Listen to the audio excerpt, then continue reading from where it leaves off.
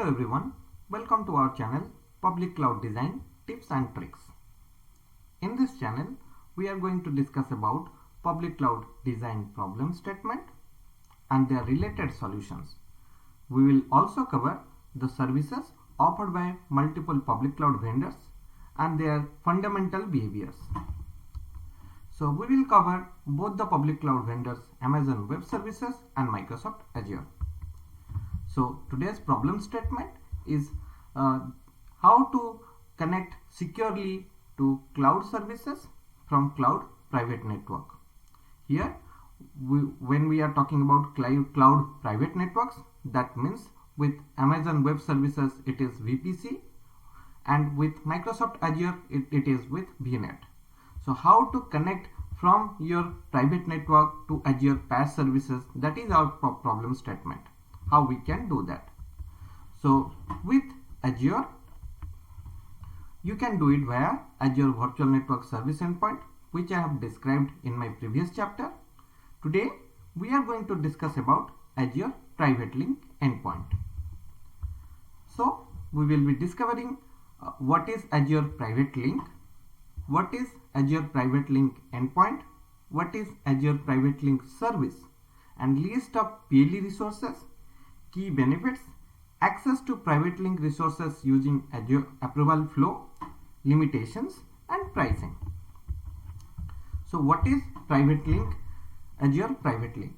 So Azure Private Link enables you to access your Azure PaaS services, for example Azure Storage Account or SQL Database or Key Vault, and Azure hosted custom owned services and Microsoft partner services. So the scope of this answer, the Azure Private Link, is much more than the problem statement which we have asked. Our problem statement asked how to connect securely from your virtual network to Azure PaaS services, but the solution which has been provided by Private Link Endpoint is much more than that. It also provides the secure connectivity to Microsoft partner services, customer owned network as well. So that is the definition of Azure Private Link. So how does this Azure Private Link works? It works over a private endpoint. So Private Link is nothing but a feature which enables you to securely connect to Azure PaaS services, Microsoft partner services, and custom owned services. We will discuss about all three scenarios, but let's try to understand what is Private Link Endpoint. So if we try to understand, Azure Private Endpoint is a network interface that connects you privately and securely to a service powered by Azure Private Link. So it is a network interface which enables the connectivity to your PaaS services or Microsoft partner services or customer owned network, which has been powered by Private Link. So Private Link and Private Endpoint are linked to each other. So Private Endpoint uses a private IP address from your VNet, effectively bringing the service into your virtual network. So indirectly it brings the service inside your virtual network. If you could remember, in Service Endpoint we used to connect to the PaaS services by moving the traffic outside your virtual network, but with Private Link it will eventually bring the PaaS service inside your virtual network so that the traffic will never go outside your private network. That is the powerful feature of Private Endpoint and Private Link. Then what is Private Link? What is private service? So if we try to understand the Private Link service, so Private Link service is nothing but, if you go to the next slide, yes. So in this service, let's try to understand what is Private Link service. So let you have your own solution, like you have implemented a virtual machine which has been backed by a load balancer, and you want to expose this load balancer to another virtual network in another AD, or which is in another subscription in another region, and you want a secure connectivity from this network to this network, then in that case you can use Private Link service. That means your custom owned service which has been implemented by you. So previously we discussed about PaaS service, but with Private Link service you can expose your own service to your virtual network securely. That is the power of Azure Private Link service. So we understood private link, and then we understood private endpoint, we understood private link service. So in this chapter, the problem statement that we have asked, the solution is provided by Microsoft Azure is much more than that. Then we'll try to understand list of Azure PLE resources which are currently supported by private link. So these are all list of private Azure PaaS resources which are currently supporting private link endpoint or private link as per 13th of June. So Microsoft keep updating the number of resources or the new resources. Then please follow the link which has been provided in the description to get the latest number of resources or latest new resources which are getting added to the private link endpoint feature. Then we'll try to understand Azure private link endpoint key benefits. So if you try to understand, first benefit is privately access services on the Azure platform. So previously with service endpoint, if you could remember in my previous video, the traffic was going outside your virtual network, but with private link endpoint, it will bring eventually your PaaS services or your Microsoft third-party services like Dynamics 365 and your custom owned services to your own virtual network where you want to access it. So if you are private organization, you want to keep your traffic within your private network, then private link endpoint is the solution for your PaaS services or all two other services that we have discussed. Second, on-premise and peer networks. So if you have a peer networking with the virtual network where your private link endpoint is there, or your on-premise which is connected securely to your virtual network, then with private link endpoint you can connect to the PaaS services securely. So your traffic will never be exposed to outside world. Protection against data leakage, that is also quite obvious as your traffic is not going outside your virtual network, so your chances of data leakage is much more lesser than other options.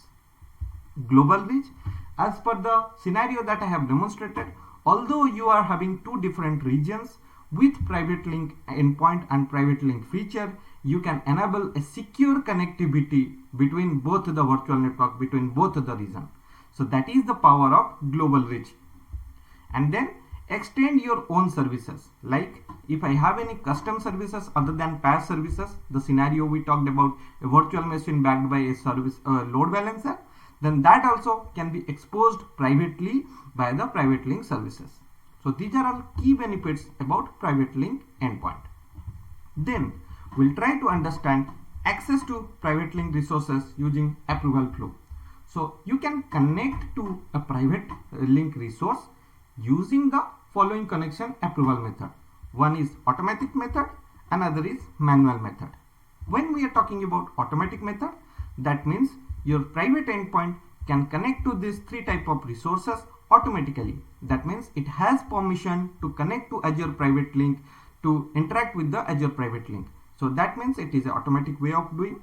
But if you want to make it more secure, like you have two Azure AD tenant, one is tenant 1 and another is tenant 2, and you want to make a manual process of approval to connect your private endpoint to private link, that also can be configured. Like first you send a connection request. Once the connection request has been approved, then the response will be provided to private endpoint. Then after that, your private endpoint can connect to all these featured services. Then we'll try to understand the private link endpoint, the private link endpoint limitations. So as you can see here, this has been I have retrieved all this information from Microsoft document. So number of private endpoints per virtual network is 1000. So you cannot go more than 1000 private endpoints per virtual network. So number of private endpoints per subscription is 64,000. And number of private link services per subscription is 800. Number of IP configuration on a private link is 8. Number of private endpoints on the same private link is 1000. Number of private endpoints per keyword. So if you have keywords, then maximum 64 private endpoints you can generate. Number of keywords with private endpoints per subscription is 400. And number of private DNS zone groups that can be linked to private endpoint is 1. So number of DNS zone in each group is 5. So these are all basic limitations of private link endpoint. Then we'll try to understand the pricing for Azure private links. So for, if you could remember, service endpoints never charges, but private link endpoint has more security or more features. That's why it also charges some amount. So private link service, no charge for private link service. But if as you want to consume private link service over private endpoint, that charges few amount. So 0.01 per hour, that means $7.2 per month that you have to pay per private endpoint. And inbound data processed, that is for 0.01 per GB. That means for 1 terabyte of data, you have to pay $10 for inbound data process, and for outbound data process also you have to pay $10 per terabyte.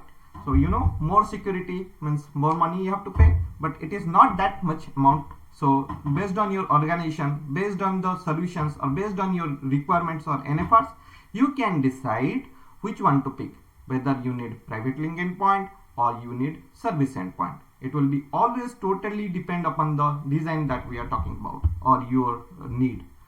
Then I have followed this reference document, like to get all this information.